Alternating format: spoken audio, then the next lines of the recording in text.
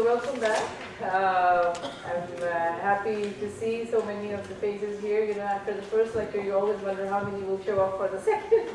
So good to have all of you back. So before I start with lecture number 2 and continue on the topic of system dynamics, I just want to take a quick poll. How was yesterday? Was it too fast, too slow, or just right? So just right? Okay, so we'll keep the same pace then. All right, or maybe a little bit fast because I do have to cover a little bit more material, but I'll try to stick with that pace.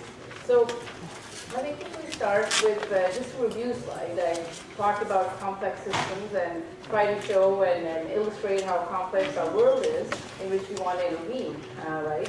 And I threw out a number of terms to describe characteristics that normally complex systems exhibit. I talked about adaptation. Complex systems adapt, they change over time. They're counterintuitive. Cause and effect are often not equal in distant in space and time.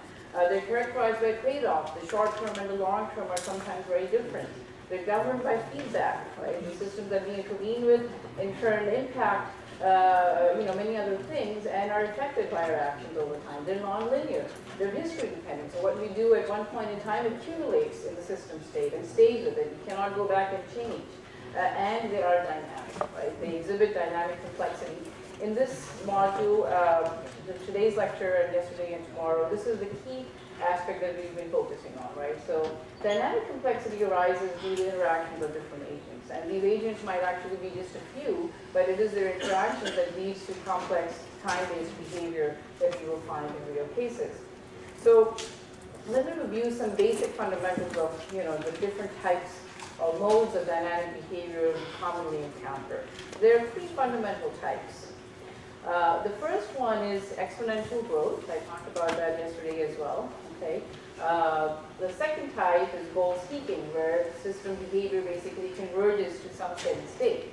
And oscillation, where essentially the system oscillates from one point to another and back again. These 3 types of behavior constitute 3 fundamental modes that you will find typically in dynamic systems. Now, in reality, what you will find is actually a composite of these 3 types of behavior that occur in different combinations and give rise to various types of dynamics that you may find. So growth with overshoot, right? Or overshoot and collapse, or S-shaped growth. We will cover all of these in this lecture and in the next. But keep in mind that these are sort of composite behavior that emerge as a combination of the 3 fundamental types that I just showed.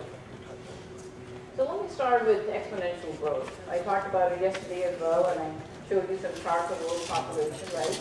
Exponential growth essentially arises from positive feedback loops, okay? So I'm trying to show you that when we look at time-based behavior, that is typically the data that we have, what the system is doing over time. And we look at that data, and we look at the trends and the shape of that data, we can start to understand what may be the underlying structures that are driving that dynamic, that are driving that emergent behavior for which we have collected the data of, right? So we can't view this, but we can certainly view this, right? You're measuring some state of the system. For example, world population. You can measure the number of humans and see what the population is doing. But underneath, we can then understand that there's some kind of positive reinforcing going on, which is leading to the type of behavior we're seeing. So this is a very powerful process, exponential growth, right? So one key property is that it doubles in a fixed period of time, right? So in plain English, right, it basically doubles in a fixed period of time. So what's the big deal? Well, think about it. Same amount of time it takes for a system to go from a unit of 1 to 2, it's the same amount of time a system takes to go from 1 billion to 2 billion. So you can quickly see how rapidly or how awesome the power of exponential growth is. What are some typical types of processes that we encounter in our real world that follow exponential growth? Compound interest. Compound interest is exponential growth. Population growth, right? Population growth, I showed you some charts. But there are many other features or many other things that also follow exponential trajectories. So technology progress, right? So how many of you have heard of Moore's Law? Okay, so some of you are familiar. So Moore's Law was set forth by Gordon Moore, who was the co-founder of Intel, the company that makes computer chips. And he basically observed that the computational power doubles every 2 years. And his prediction, which is called Moore's Law, or the observation I should say, has pretty much held for decades. He basically said this in the 1960s, and it has sort of continued to hold until the later part of the last decade, and now you can sort of see that it's breaking down, but it's more or less, with a pretty good approximation of how things went. So what you see here on the y-axis is transistor count, and on the x-axis time, and you can see that on this logarithmic scale we have a linear line essentially showing how the number of transistors per chip have continued to grow. So when we see this type of behavior, we can then sort of identify that there must be some kind of feedback loops that are driving this immense technological progress. So what's happening? Well, here's one hypothesis. When you have increase in transistor per chips, right, number of transistors per chip, you can do more applications with those chips, right? So think about what your phone could do 15 years before. Think about what it can do now, right? It can do much more, right? So the chip sophistication, computational power has grown over time. So when the application for chips grows, it increases the demand for those chips, right? Different vendors, different manufacturers want to buy those chips and use them, which in turn increases the revenue for the company that is making those chips, right?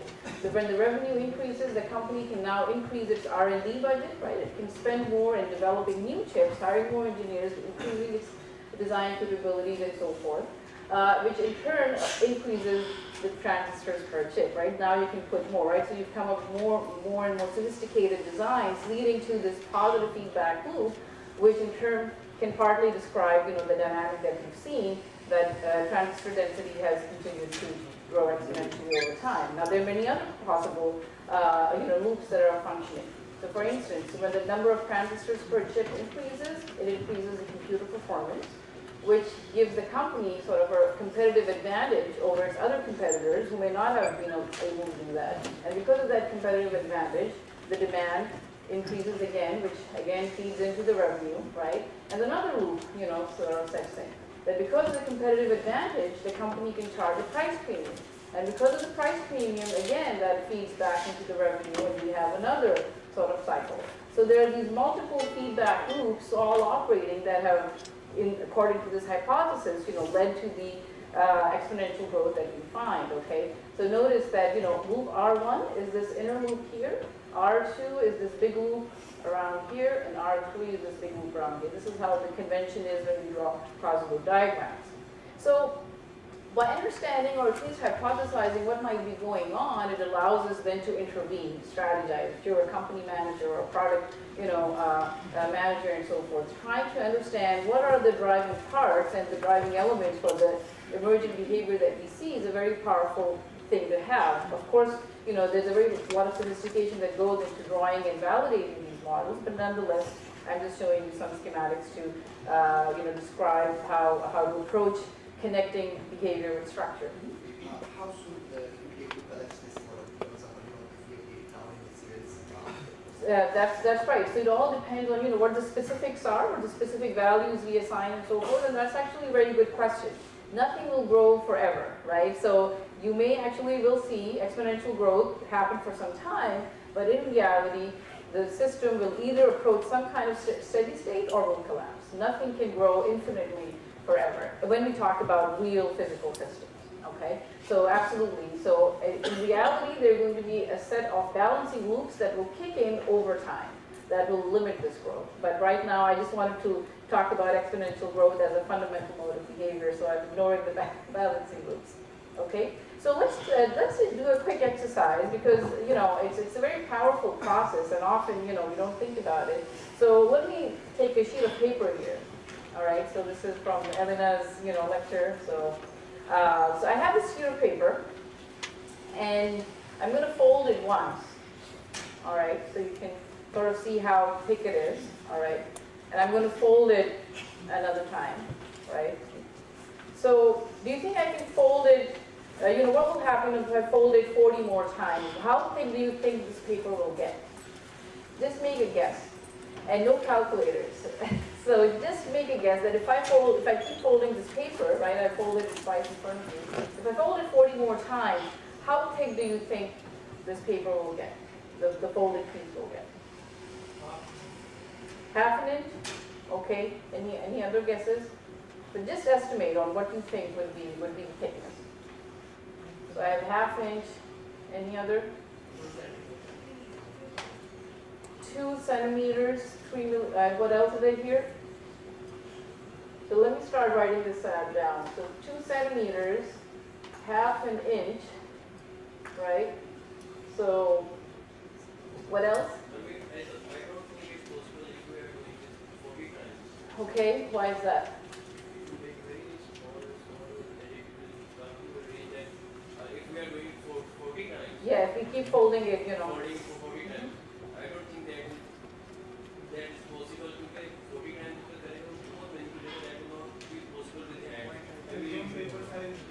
I see, so just difficult to fold 40 times. Okay, what else?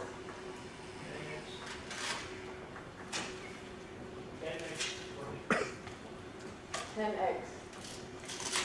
Like this? Okay. All right, so let's do a quick exercise. Let's calculate. So I asked you not to use calculators on purpose because I just wanted you to think, right? Estimate, because I'm trying to illustrate how we normally think as human beings.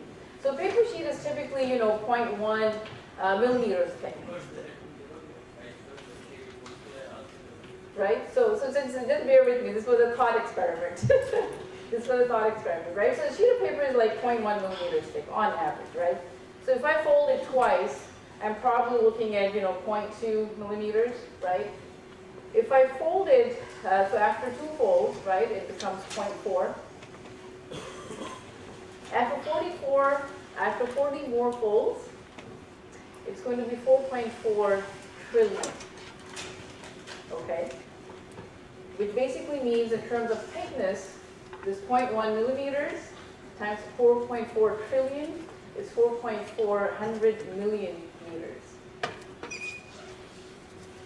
Not 2 centimeters and not half an inch, 4.400 million meters, which basically means 4,400,000 kilometers. If I fold this piece of paper 40 more times, keep doubling it on its own, okay? If I keep folding it on its own, right? So that's the power of exponents, okay? So what is 440,000 kilometers? Do you think we can do this, even if we could, even if we tried?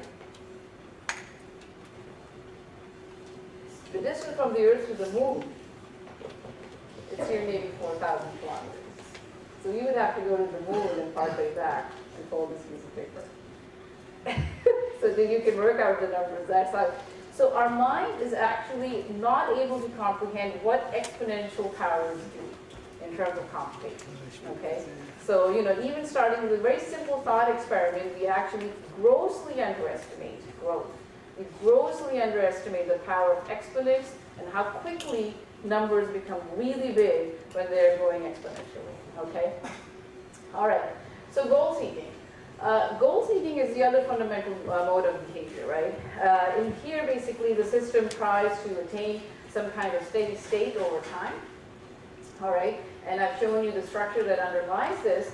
And in pure exponential decay, you have the opposite property. That is, basically, it's characterized by its half-life, right? So the time it takes for half the remaining gap to be eliminated, right? So we talked about doubling time in exponential growth, which remains constant. And in pure exponential decay, you have a constant half-life, all right? All right, so we find this type of behavior in real systems all the time. I'll just give you one quick example of, even large physical systems. So here what you see is a graph of electric power plant capacity in France. And what you find is, essentially what it's illustrating is this blue line which is saturating over time. The story behind this graph is that, in the 1940s and 50s, France used fossil power, but after the 1973 oil crisis, they put a policy in place in which they decided to go for nuclear energy that they could generate internally, domestically, and not have to rely on oil imports. The policy kicked in 1973. There was some lag before it finally started taking effect. And nuclear power suddenly grew, but it grew and grew and grew until it clipped. And why did it saturate? These are the balancing loops kicking in. Basically, once the market saturates, you're not going to put in more power plants, right? So essentially, and you can find this dynamic in many, many systems all over. So eventually the system will grow over time. It will reach some kind of goal of steady state, right? When it has met some desired level. The third type of behavior is oscillation, right? Where essentially you have the system state oscillating around some value, and the underlying structure is often because of a delay in a goal-seeking case. Okay, so essentially what happens is that there's some type of delay that's operating. The system is trying to achieve some goal or some set value, but because of the delay, it either overshoots or undershoots and just continues to oscillate that way. So under oscillatory behavior, the typical structure you will find is essentially goal-seeking with delay. All right. So do we find oscillations in real-world examples? Absolutely, right? So here's the data of the U.S. unemployment rate. You can see it sort of fluctuates. And notice that this is not a nice, clean sine wave or cosine wave or the other nice mathematical functions we use to represent oscillation. It's messy. It's sort of erratic. But nonetheless, you can see it's oscillatory because in real systems, things are rarely nice and clean and neat, right? So there are many things happening, which is lending to this sort of, noise here, but nonetheless, you can see the fluctuation power. What else? Can you think of other examples that, we deal with in common, in normal life and they oscillate quite a lot? Any other variables you can think of? Excellent. Performance of oxygen frequency. What else? Any other examples? Life itself. I mean, what variable would you put on the y-axis? but I get the point. Yes. So I like to think about fashion, right? If you think about fashion, it's always oscillating, right? So there'll be something that's in vogue, and then it will change, and after some time, the original thing will be back in vogue again, right? So there are a lot of things that you'll find that sort of just oscillate around. So okay, so I think you got the message across. So for interpreting behavior, I just want to sort of summarize that by connecting structure and behavior, you can start generating hypotheses. You look at the time behavior, you can start understanding of what might be the underlying structures underneath that are causing this behavior. So if you see exponential growth, then there's some kind of reinforcing or positive feedback loop that's operating or dominant. If you see oscillations, and there are some kinds of time delays or goal-seeking behavior going on. But the problem is that we are looking at past data, right? So whatever data we have is of the past, is of the system's past, essentially. And there may be actually dormant underlying structures that we are not seeing that may emerge in the future, right? And that's the challenge. And that is why we cannot predict the future perfectly. But nonetheless, at least even understanding that this is what happens, right? There may be dormant dynamics or processes that are there that are just not observable to us yet, allows us to at least start thinking about them as we start, creating causal maps and creating, models for our systems, okay? So causal loop diagrams are a useful tool. They allow us to make our mental models explicit, so you can show, how a particular process might be working out. And they're powerful for communication because if we use consistent notation and the other, you can really have a meaningful conversation and perhaps, build your understanding of what is taking place.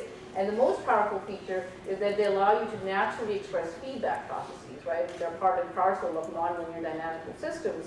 And many other methods don't have a natural way of doing that. Causal loop diagrams allow you to naturally represent feedback that is occurring.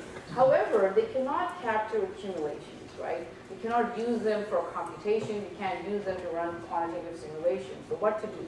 Well, in order to actually run simulations, we need to use stocks and flows diagrams. Okay, so stocks and flow diagrams come from representation of causal loop diagrams. Okay, so from a CLD you can draw a stock and flow diagram, and stock and flow diagrams allow us to run simulations and look at things quantitatively. So what is a stock? Let me again provide you with some definitions and concepts, and then we'll show you some models. So a stock essentially is an accumulation or an aggregation, okay? Hence the name stock, right? You can think about it that way, that essentially it characterizes the system state at a given point in time, but it also accumulates past events, okay? By the nature of a stock, it represents the accumulation that has occurred over time in that state, okay? And stocks can only change with inflows and outflows, okay? These are rates of change. The inflows and outflows are rates of change. And it is because of stocks that systems get memory, that they get inertia, that delays are created, okay? And stocks, because they accumulate flows, they decouple the inflows and the outflows, which leads to a lot of dynamics, which we have a lot of trouble sort of, thinking over in our minds, and that is why we need to simulate. All right, so the representation for stocks in a stock and flow diagram is essentially a box, right? So think of it as a bathtub or a reservoir, all right? Flows are represented as these arrows, and these two triangular elements, these represent a valve or a flow regulator, okay? So these are common notations, and the notations you will find in the model that we will build.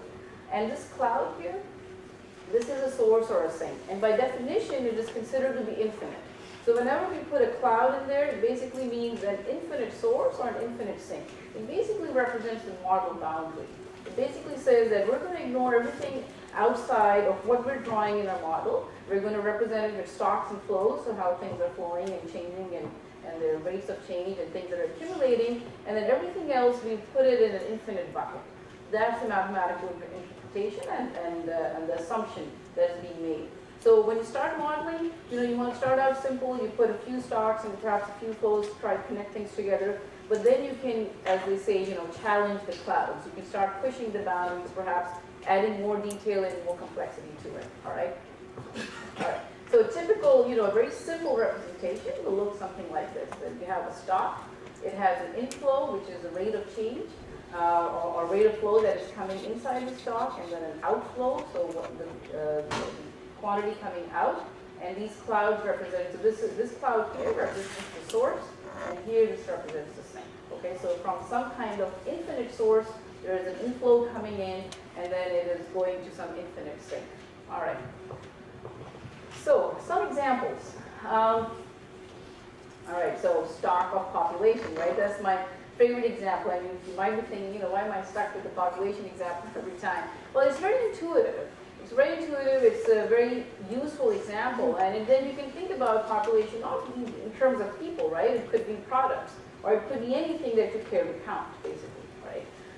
So you have a stock of population, and then the inflow is essentially the birth rate, so number of people being added per year, and the outflow is the death rate, right, from this population stock, right? The number of people dying per year, and you have these clouds, right?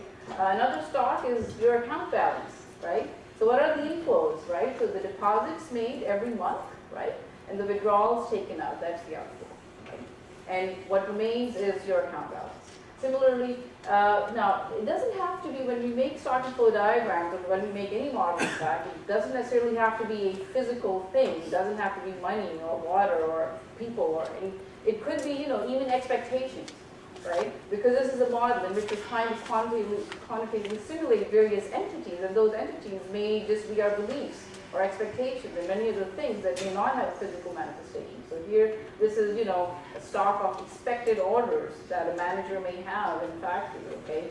And the rate of change is his expectation of change in expected orders rate, okay? So just, some examples to think about on how, the types of ways in which we can use stock and flow. So the stock and flow by definition has a hydraulic metaphor, okay? So I find that actually, kind of interesting thinking about systems dynamics in a water science and systems class, that systems dynamics actually, and the metaphors that it uses, have a very close analogy with water and a hydraulic system. So inflow and outflow, right? So by definition, we're talking about fluid here. Mathematically, this is what's happening. Okay, so a stock essentially, it represents an integration, okay, an accumulation, as I mentioned. And when we put a box, or such as this is stock in our model, what we're representing is that this type of integration is going on. So inflow minus the outflow over a period of time, okay, starting with some initial level in the stock, all right. And the net flow rate is essentially the inflow minus the outflow, or the net rate of change in the stock, right? So whatever comes in minus whatever goes out is the rate at which this stock will change. Pretty straightforward, right? Okay, but I'm just trying to show you that all these pictures have actually mathematical meanings. So when you see, CLDs, or when you see stock and flow diagrams, there's actually differentiation or integration going on, right? So that is why systems dynamics is a very useful tool. That in some sense is very intuitive, and you can communicate and sort of show to a wide variety of people and audience. But then internally, there's actually calculations and mathematics that's going on. Okay, instead of differential equation and integration that's Okay, so what are some examples of, stocks and flows? Inventory in the factory, would that be a stock or a flow? Would be a stock. Cash flow, well, the name gives it away, right? Reactors and a chemical reaction, would that be a stock or a flow? Flow, okay. Okay, so maybe I should clarify the name. This is the quantity of reactants. So that'll be a stock, right? And the reaction rate will be the flow, right? So sometimes, it's easy to know, sometimes it's not. That what quantity is actually a stock or what quantity should be a flow. So there is something which we call a snapshot test to essentially determine when you are modeling when a quantity should be a stock and when should it be a flow. Think of taking a picture of your system. Freeze it in time. So you just take a snapshot, right? So you don't have a dynamic picture. The picture by definition is still in time. So you take a picture. Whatever you can see in the picture, that's your stock. You can count it. And what you cannot see in the picture is your flow. So think about it. When you take a satellite image of a dam, can you see how much water is in the dam? Yes, you can figure out the height of the dam from the picture. But can you see how much water is coming into the dam from a picture? No. So that the inflow is a flow, basically, right, into the dam. Similarly, if you take a picture of a factory, can you see how many, products have been made? Then you take a picture of a factory floor. Yes, right? You'll be able to count, how much, what's on the production line and so forth if you take a picture of the factory floor. Can you see how fast a machine is working? No, right? So that will be then a flow, right? How fast. So essentially the snapshot test is actually a very effective tool when you're trying to figure out, what quantity, what variable is really a stock or a flow. Think about a snapshot test. So let me touch upon an interesting property of stocks. So we have this simple case here, right? And what you see is a description of a flow, all right? And it follows this pattern. It's 0 from time 0 to 10, then it suddenly increases, okay? Stays on at an amplitude of 10 for a period of 10 units of time, and then goes back to 0. Okay, so this flow was going into this stock, okay? And the initial level of the stock was at 50 units. So due to this flow, what will happen to this stock? Can anybody tell me? So the stock will increase, okay, but can you tell me quantitatively, because I've laid it all out here. The 100 se jayega upar or 100 se down. Let me draw it out. So the stock is at 50, right, and it'll go up to 100, you're saying? And then like this?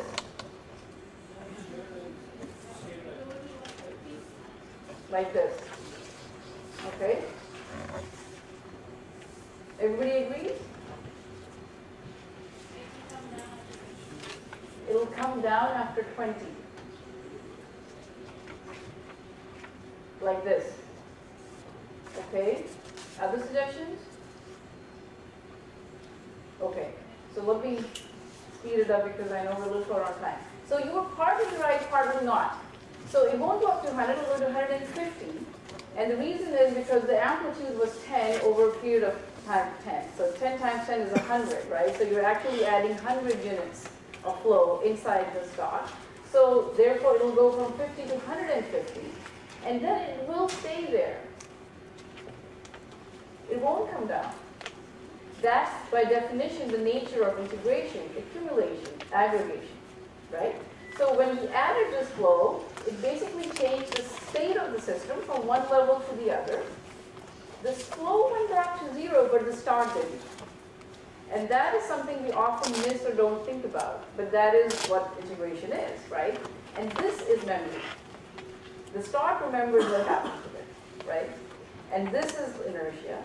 And this is what leads to a lot of, let's say, counterintuitive behavior because we don't think about these things right away. Okay? So, but it's very straightforward, but oftentimes we miss these subtleties, all right? So unless you have an outflow, this level will stay there, right? And this is what we call the system having memory inertia. Okay, so with this sort of, example, let's take a real world example, right? So we have a stock of carbon in our atmosphere right now. right? We're pumping away tons of carbon dioxide, right, out of our vehicles and factories and, all kinds of other, emissions from our technologies that we use. And there's some type of, there's a level of carbon emission rate that we currently have in the world. And that is, going into the atmosphere. And there's also a sequestration rate, right? So actually the trees absorb carbon, and there are other processes. The oceans take up carbon and others, okay, carbon dioxide. And there are other processes that are taking place. So there's emission and there's sequestration happening, okay? So what do you think will happen to the stock of carbon if we reduce carbon emissions? This is the schematic of what's happening to our atmosphere. There's inflow and outflow of carbon. What will happen if we reduce the emissions?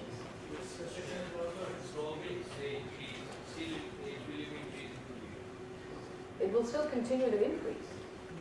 And it will stay there, even if we stop emissions.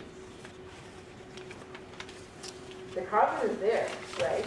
In fact, it will take a very long time for it to come down. Because scientists who have actually looked at the sequestration rate, they found that the sequestration rate is actually a lot lower than the emissions rate in which we have been pumping carbon dioxide and other emissions in. So this is from a very seminal paper from Susan Solomon. She's a professor of atmospheric chemistry in the Department of Earth and Scientific Sciences at MIT. And this is a very famous picture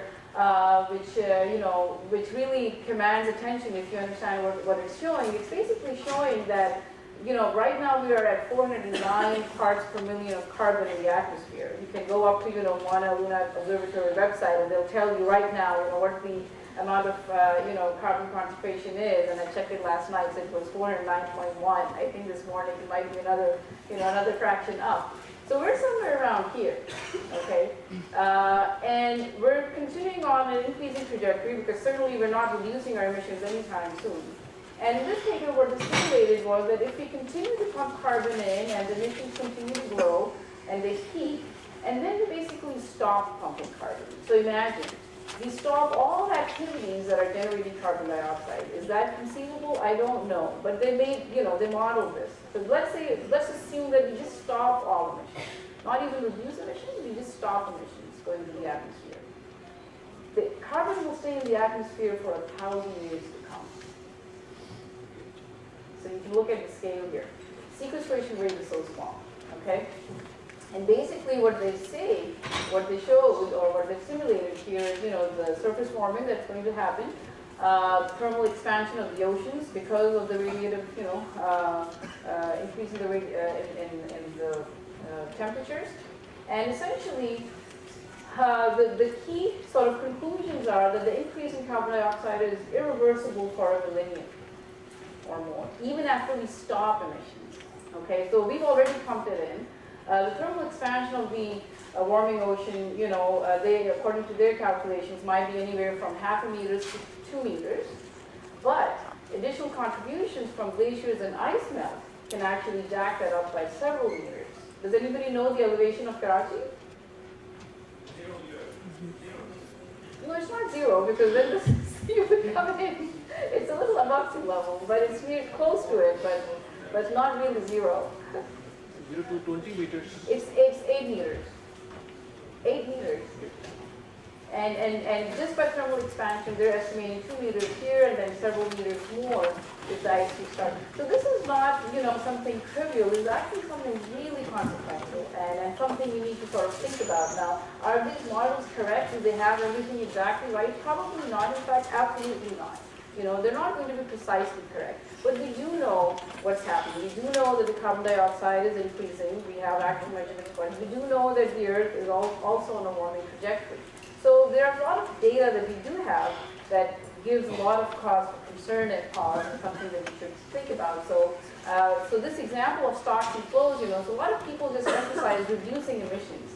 But the real issue is actually sequestration as well. Because it's not going to be enough just to reduce emissions, because the carbon is there and it will stay there until we start thinking about how it's going to come back, or how do we take actions to think about other mitigation measures. Okay, so a note about flow rates. Flow rates, I talked about stocks. The flow rates are essentially the rates of change, and it is through flow rates that the stocks change. Okay, stocks obtained only via inflows and outflows And you model systems and networks of stocks and flows, okay? Very quick concept check. Employment rate or interest rate. Are these rates? So the term, the entities that, or the variables such as employment rate in a model or interest rate in a model, would that be modeled as a rate? It's a flow, okay? So it's actually not. It's actually not, and it's because these are just terms that are used commonly, but these are actually ratios. These are actually ratios, right? It essentially just tells you how much, so the interest rate, right? How much money is owed on an amount of principal. It has no concept perhaps over a year or something, but it's not the rate in the normal sense of the inflows that we are talking about here, okay? Similarly, employment rate is basically a ratio of people who are sort of employed over, essentially, I think the total labor force or unemployment rate of people who are looking for a job over, period of time, and there are other definitions and so forth. But the idea being that the employment rate or the unemployment rate are essentially ratios of people. They have nothing to do necessarily with the sense of time. So the word of caution is that sometimes there are entities that are normally used in jargon as rates, but they may not mean the same thing as we need to make them mean in our stock and flow diagram. So just keep that in mind. Okay, so very quickly, from structure to behavior, right? So this is our reinforcing feedback loop, right, of a causal loop diagram. In the stock and flow structure, it will look something like this. Okay, so state of the system is the stock. It affects the net increase rate. This is our flow, which is going into the stock. Okay. And then a feedback loop will look something like that. Okay, so the state of the system impacts the net outflow rate and so forth. And the solution for the pure exponential decay, the state of the system, something like this. Okay, so you've already seen this. All right, so now let me show you sort of a simple example. Let me do a quick time check. Do we have until 10 or 10:10? 10:10, okay, so we're good on time then, okay. So let me show you a quick example of the stock and flow diagram. All right, so here you have the stock of population. You have a rate of population increase and a rate of population decrease. And these rates are informed by the fractional birth rate, so births per person per year. And in migration, right, so this is a city, so there are perhaps people moving in from rural areas or, whatever. And then there's a fractional death rate and out migration, right, so people are going out of the city for reasons and so forth. And this whole dynamic plays out to define the current population of the city at a given point in time, all right? And if we, let's say, make a very simple, assumption of, some per capita water consumption, given the state of the population of the city, you can then compute your urban water demand in a dynamic sense. All right, so just to give you a simple example. So the equations that essentially represent the model that I showed you, right? So the population at any given point t is equals to the population, the starting point, plus this integration, the population increase rate minus the population decrease rate, right? Straightforward and simple. And the population increase rate is this. It depends on the population level itself. That's the exponential growth, right? And it is informed by this constant in migration plus the fractional birth rate. And the population decrease rate is also dependent on the level of the population itself, which is, multiplied with this constant. And the urban water demand is simple. So we use these specific constants. We start with 100,000 people, right?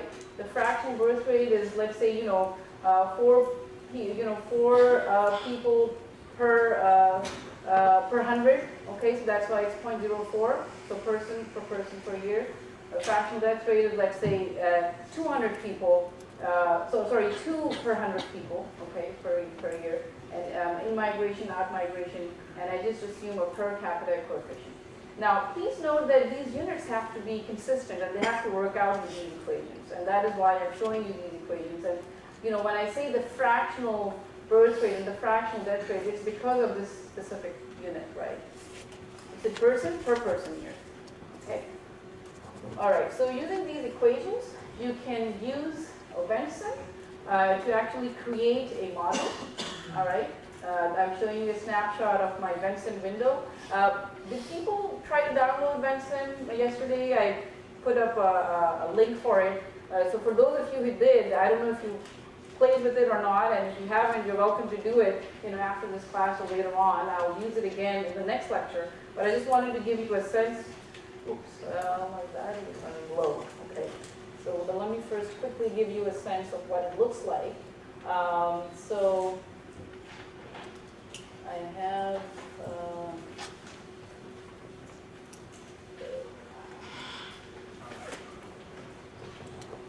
Decided to slow down on me.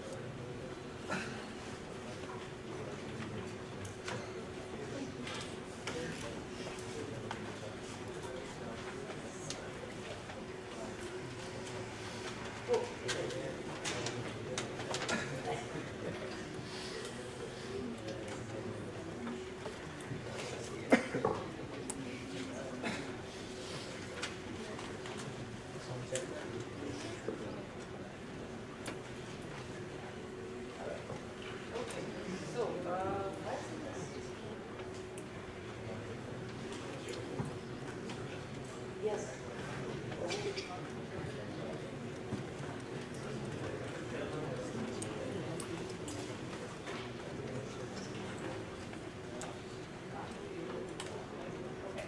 So I have loaded up Basin, okay, and it's a free download, so you can load it up too.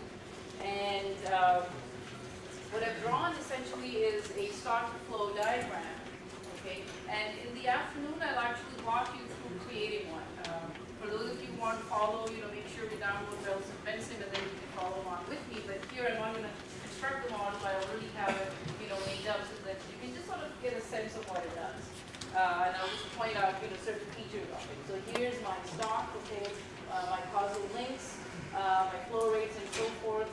And these are the different tools that we use to, build our diagram. And on the right-hand side, you see some graphs that I put down just to run the simulation. So I've fed in all the numbers that I showed you already, right? So population starting point, 100,000, and so forth. You can actually check. So if I click on the equation sign here and then double click on population, okay, so I'm going to have to work with it because it's not displaying. So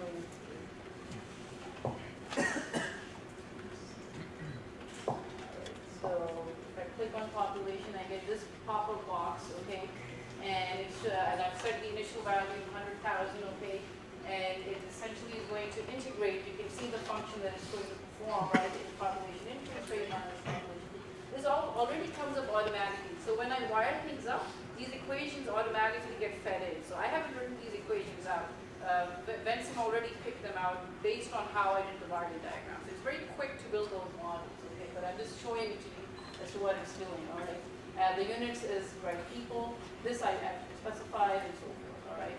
So I do that, and then okay, and then you can sort of work through the rest and fill them all out. So then I can simulate, right? And this little guy running here, this is our simulation button. Okay, so we're going to run, and you can sort of see, I can see how my population increases over time. So I'm simulating over a period of 20 years. That's the time horizon I specified. Okay, and it's telling me my urban water demand with that per capita consumption coefficient that I identified here. But now you can play with things, and that's sort of the real, usefulness of this. Okay, so you can change parameters and sort of quickly see what the impact would be. So here, let me do that. So there's a nice tool in Benson, which is basically this. This is called Synthesin. You can see the mode here, right? Synthesin mode. And it basically gives you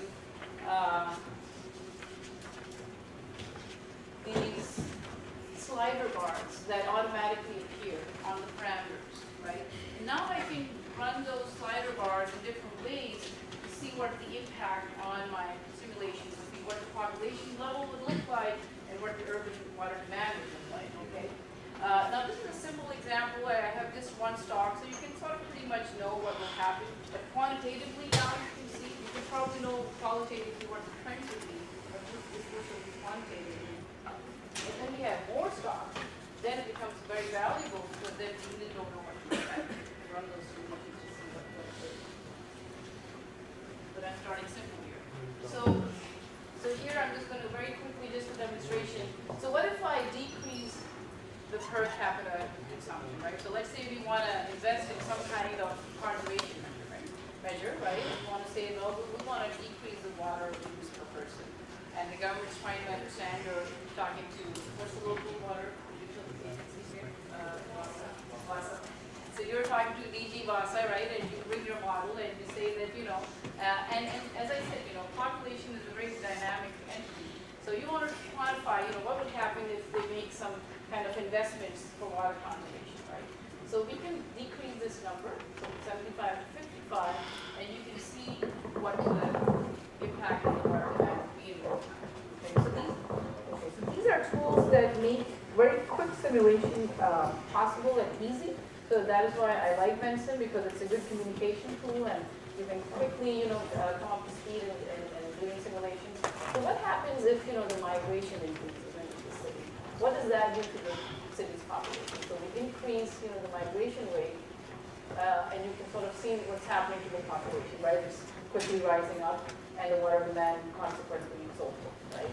And similarly, you can play with out-migration. So what if people start to leave and they all want to go off and settle in Sawan, I don't know, right? Retire and go enjoy the great outdoors, right? So then what will happen? If the out-migration increases, you can sort of see what's happening to the population. It's going down and down.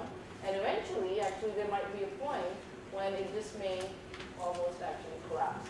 So you can see that moving the slider. So if there's enough people leaving the city, but for given birth rates and death rates, you can actually have a collapse in the city's population. So these are sort of very useful, this is a useful tool to sort of start seeing, what the system does over time. It's doing an integration, it's looking at exponential, processes, and it allows you to sort of simulate, the behavior of variables of interest. So this is just one feature that I showed you. You can run comparisons. So I can actually, name my runs differently. So let me just, sort of stop this, and just to give you a sense. So I'm going to name, this simulation demonstration, okay?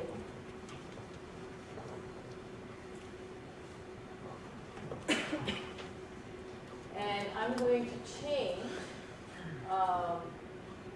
basically, so when I press the set button on the left, you see these boxes turn blue. So I can actually go in very quickly and change, something that I want to look at. So let's say, I want to change the in-migration number. So I click on it, 0.05. I want to make it, let's say, double that. So there's more people moving into the city, right? They all like Lahore, as we all do. So more people coming in. And I say, okay, and then I run it. Okay, and now you see the red line and the blue line, so you can compare. So the blue line was the previous simulation, and the red line, blue line is the demonstration. I named a demonstration. So you see that on the axis here? So the blue line is the new simulation that I ran. If I were smarter, I would have named it, in-migration rate of, points. So you can really identify what it is, but just for clarity. And red line was the previous simulation. So you can really see the difference in population, right, on what changing that parameter does. So it's very, it's useful, and you can export this data out into Excel and so forth, and you can look at this data numerically as well to see sort of what's happening. So these are, tabular results. Sorry about this one. Actually, sorry, not in these. It will show for other graphs. And you can actually also use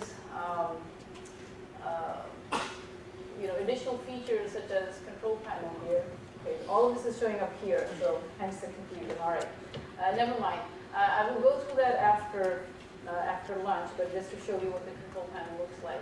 It allows you to actually set up custom graphs, essentially, and actually load data sets as well for comparison. So if you have data that you want to compare with your simulation, you can load it in and then run your simulation and then make that comparison. So the loaded data will show up here, and then you can run your own simulation to see how well it. So if you want to do data fitting or comparisons, it's easy. And there are many other features, so I'm not going to spend time on all of them, but I just wanted to give you a sense of Basin. So I have about 10 minutes, so let me quickly now show you some applications of using systems dynamics in water resources planning, and quickly wrap up here.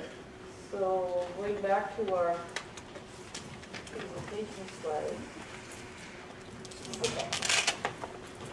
So let me give you a quick overview of applications of water resource management using systems dynamics. So it has been used in a number of real world examples, real world cases, and typically the purpose of systems dynamics model is to help in planning. So systems dynamics is not good for detailed, fine time operational planning. For that you need more sophisticated, more detailed, and quite frankly more accurate tools. But if you want to look at, long-term trends, if you want to understand, qualitatively and also quantitatively what the dynamics would look like, then it is a useful tool, and it's particularly helpful when you think about, planning questions that are over years and decades to come. And that is what you will actually find in practice as well. Here's a nice literature review. The picture is a little grainy. It's from Vince et al. I referenced the papers in the end, so in your slide pack, in the printout, you'll see in the last slide I have a list of papers that I've referenced these figures from. So if you're interested, you can go back and read. They did a nice review of systems dynamics applications in water resources management. So essentially showing over the 50 years how systems dynamics use has sort of evolved in looking at water sector planning, so starting from sort of more theoretical developments in the 1960s and so forth to more application centric now. I'll just touch upon a few real cases. This is a causal loop diagram for the city of Singapore. Right, so Singapore is a city, it's an island, it's a city-state. It has had a growing population, and actually the water resources are limited because it's an island and they get only so much rain. They actually depend on Malaysia for a bulk of their freshwater supply, and they wanted to, indrease their freshwater independence. They wanted to, or reduce their freshwater dependence. So they've actually created this new water plan in which they recycle actually 40% of their water. So they've made major investments in water infrastructure. They also do desalination, a lot of tertiary recycling, right? So they actually reuse the wastewater after recycling it at tertiary levels, meaning that it's fit for human consumption. They're treated it to such an extent. So they're really, they've made a number of investments in water infrastructure. So this is a causal loop diagram that's sort of showing some of the dynamics that are playing out. This is just showing supply, by the way. And then it's a stock and flow diagram, right, that follows from that causal loop diagram. So you can see there are many types of stocks here that they've modeled, and then the dynamics that they've simulated, and so forth. So this is, I've referenced the paper. If you're interested in reading more about it, feel free to. This is another case. So moving on from city, this is basin level planning. So this is in New Mexico in the U.S. And you sort of see a causal loop diagram for Rio Grande. So this is the mid-Rio Grande Basin. And this was actually quite an interesting case where they basically use systems dynamics for community-based planning. So they built a model by getting all the stakeholders involved, right? So the water assembly, the council of governments, the water cooperatives, and then the modeling team, of course, right? And the public. And they basically, it was an iterative process in which they developed the model together to sort of, make sure everybody sort of had a say in it and could believe and understand it and buy it. And then eventually they came together, and this was sort of the final, scenario chosen as a result of the systems dynamics exercise, in which, all the stakeholders agreed to, certain types of actions and policies ranging from water conservation in the municipal sector to, things that were going to be done for agriculture and so on and so forth. So this is again a real world case where, and this was used actually for their 50-year water plan. They wanted to make sure that they're making decisions that are going to be sustainable, right? They don't overdraft or overdraw their aquifer, they don't mess up, and what the trade-off between agriculture and municipal supply is, and all stakeholders coming around and knowing what their actions do for others and what the others, how the others impact them and all. So this was a real case and a real exercise in which the Council of Governments then agreed and adopted this plan basically. Another example of Snake River Basin, this is a more recent paper, 2013, in which they were actually looking at conjunctive management, in which they've used system dynamics to model groundwater pumping and surface irrigation to sort of understand, what would be some sustainable ways and feasible ways forward for basin level planning again. Global resource modeling, right? So moving on to bigger scale. So Simonovic, he's been using systems dynamics for a long time. He has quite a comprehensive book on using systems dynamics for water resources modeling. And this is sort of a causal diagram of the global model that they've produced, which basically looks at climate, surface flows, water use, carbon cycle, and land use and population. So sort of key variables and drivers, and underneath this causal loop diagram are a lot of equations validated from actual data and so on and so forth. Okay, but this is just a representation of key feedbacks that is captured. So the key thing is that they want to emphasize feedbacks. They want to emphasize what the feedback, or at least understand what the feedbacks are doing. So there's both this causal loop diagram. Okay, so a couple more minutes, which is good. I'll just take under 5 minutes on one interesting study that came out just a couple years ago on looking at human flood interactions. I talked about it yesterday as well, briefly, right? That our actions impact the natural system we're trying to protect ourselves from, and things actually often get worse rather than better. Flood protection is one such example. So in this paper, what they've essentially discussed and argued is that there's a lot of flood management and quantitative flood risk assessment that goes on, but a lot of those approaches don't capture the actual dynamics that are taking place. And in fact, those approaches, one may argue, are not even valid. And essentially, they argue that there are two types of processes that can be observed if you actually look at real-world data on what's happening around the world in cases of floods. There's an adaptation process in certain countries and societies where essentially those societies over time learn how to cope with floods. And this often happens when the floods come frequently. The societies build capabilities, capacities, institutions, technologies, and many other things that allow them to sort of cope and live with those annual flooding orientation that frequently happens. And a case and example is Bangladesh, that has actually reduced over time the amount of damage it undergoes every time it's flooded. They still have a lot of floods, but they've actually been able to reduce the damage that has occurred or the lives that are lost. Okay, they've been able to learn how to cope and adapt. And then there are also societies that build levees, and those levees is basically instill a sense of security, and they basically lead to non-occurrence of frequent floods, right? So then floods don't come frequently, but when they do come, they are extremely devastating. So there are these two dynamics that play out in the real world, and they show a lot of data from various countries, sort of supporting the hypothesis. And they say that typically people are working under this paradigm that you have society that is faced with flooding, and you look at flood risk essentially as a combination of the probability of flooding and the potential damages to society. If any of those of you have ever taken a class in risk modeling or quantitative risk assessment, risk is essentially the probability of the event times the impact if that event occurs. It's just a simple multiplication, right? And it said, but really what they're saying is that no, in reality this is what's taking shape. That the society's actions impact flooding itself, and the flooding changes the society. So the frequency of the flooding has an impact on what the society does.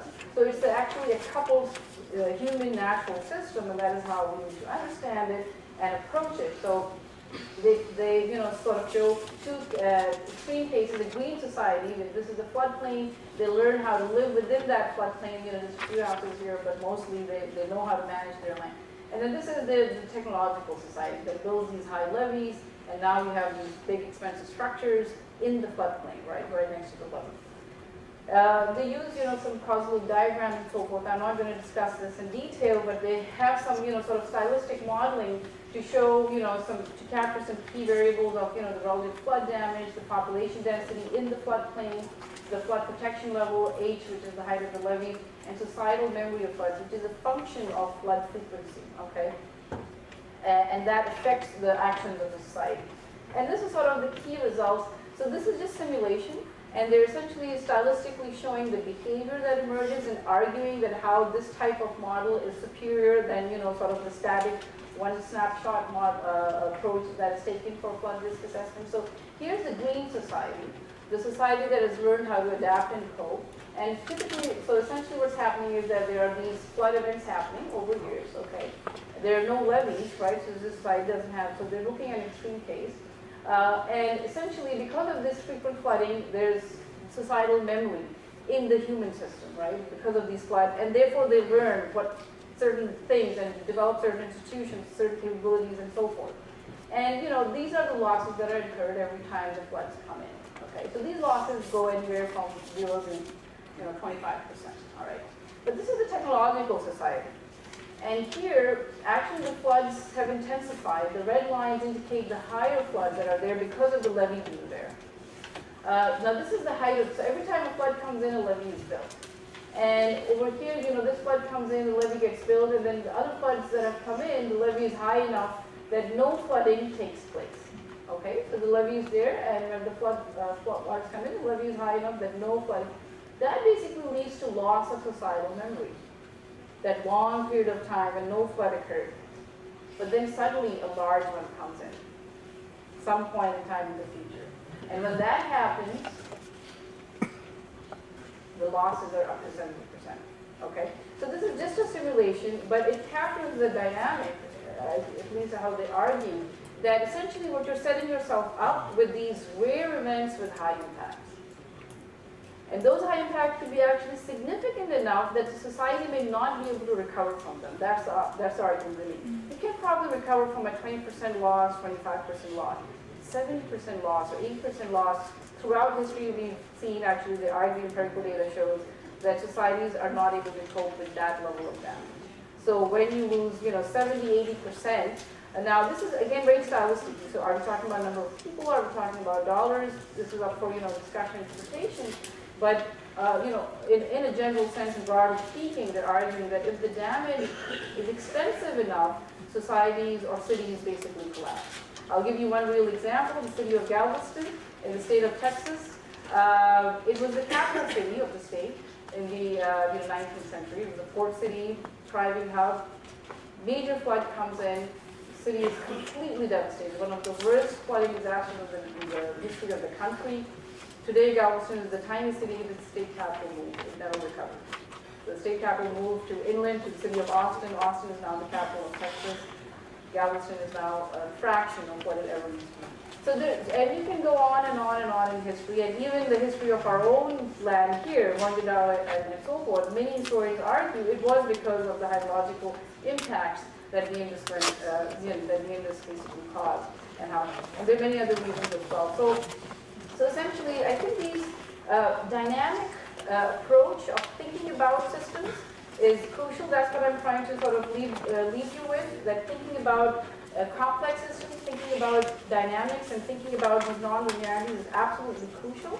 I'll wrap up with some just, notes on model validation. So you can go through this in your printed out slides, so I'm not going to spend time on it. But just one key remark, that model validation is a social process. It happens when all the stakeholders come together and agree on that they actually believe what the model is telling them and want to use it for, okay? And systems dynamics is not the silver bullet. It will not solve all of our problems. It is just a tool to help us think and help us understand complexity a little bit better. It is more of an art than a hard science, although we do use some elements of math in there, okay? And I leave you with some rules to model by. Okay, so develop a model for solving specific problems. Don't just develop it just for, the heck of it, because most likely will never get used. Approach it with skepticism, use other data, and then validate continuously the testing and iteration. So that I will end this session. Thank you very much. I don't know if you have.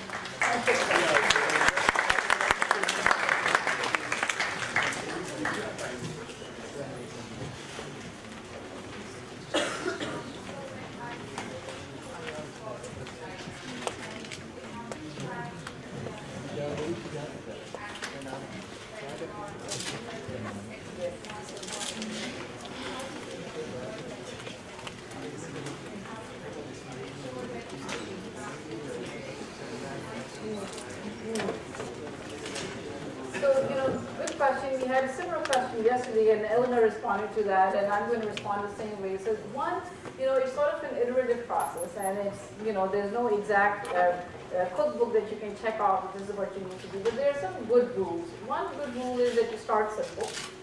So, you're dealing with complex systems, there are many things interacting, but you first start simple in your model to sort of understand what it is that you're doing. And then you add complexity over time as you discuss it with the stakeholders or other, people who have a say in it. And then you add, complexity to it. So that's one good approach of developing models. The question about, do we ignore something important? Do we overlook something?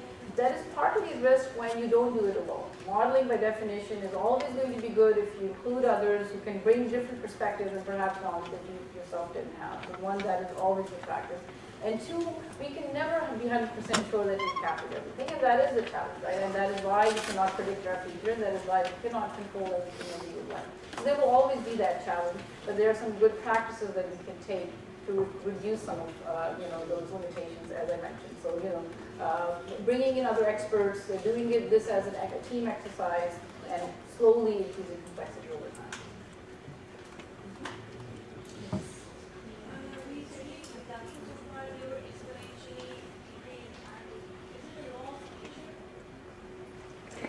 So it's a good question. Law of nature. I don't know if you can really describe it as a law, but it's certainly a behavior refined in many natural things. So the examples, for instance, that I was giving to you. And then, quite frankly, I was showing you pure exponential growth or pure exponential decay or pure oscillations. In natural systems, there's actually a lot of messiness and noise, but the general trend holds. And that's really what I was trying to convey. So you'll find many examples. So the population itself, as I was explaining to you, right? We've seen it exponentially. Yes. So depending on how you wire up the arrows, it'll put the functions accordingly. Yes.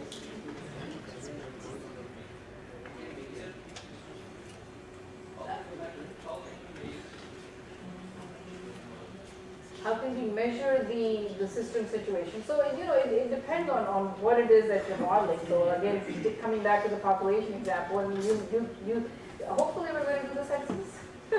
Is that happening now in the country? Right. So there, depending on what it is that you're measuring, typically you're able to do that. But can you, accurately predict what the trajectory will be over the future? Is actually very hard because you don't know where you are in the slope of the system. So you don't know what the constant on your E is, basically. And that's always a challenge. That's a challenge. You can make estimates, but you can never know exactly. Okay, thank you, Dr. Sagar, for your very enriched lecture. So can we go back to the slide number 37 and 38? Mm-hmm. This one? No, I think we have another slide, 37, the Socio-Hydrology, the human flood interactions. Okay, yes. Okay, so here the bullet number 3, mentioning that the lack of the fundamental understanding between the interplay of the physical and the social processes. So if we go to the next slide, here that is 38. So here the bullet number 3, again, there are coupled dynamics of the flood and the society. So are these bullets interrelated? Yes. Yes.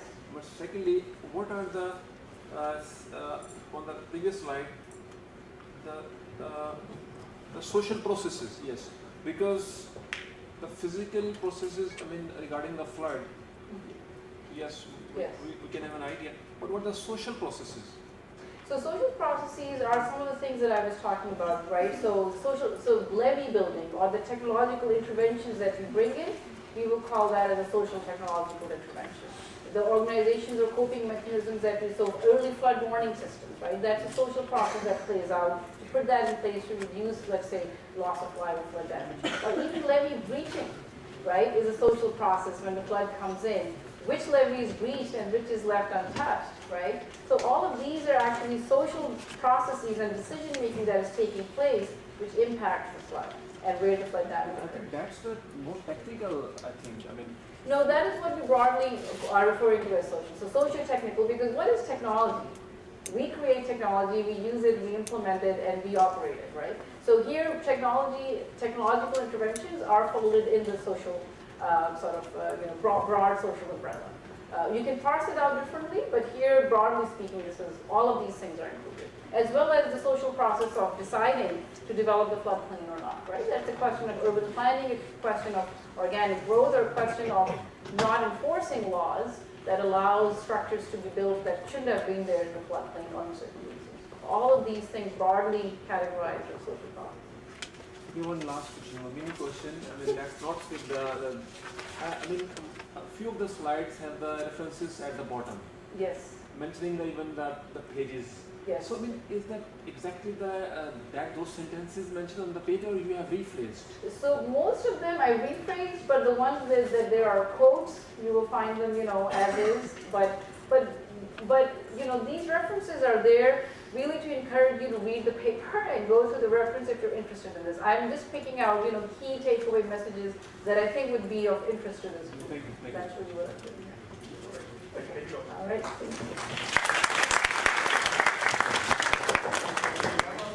Break. Before we go into the break, I just have a couple of thoughts. Okay, so instead of doing the poster session over lunch, we have organized the posters outside. We received a relatively less number of posters, so we thought that instead of doing this over lunch, we can do it over tea break. We will leave the posters on for tomorrow as well.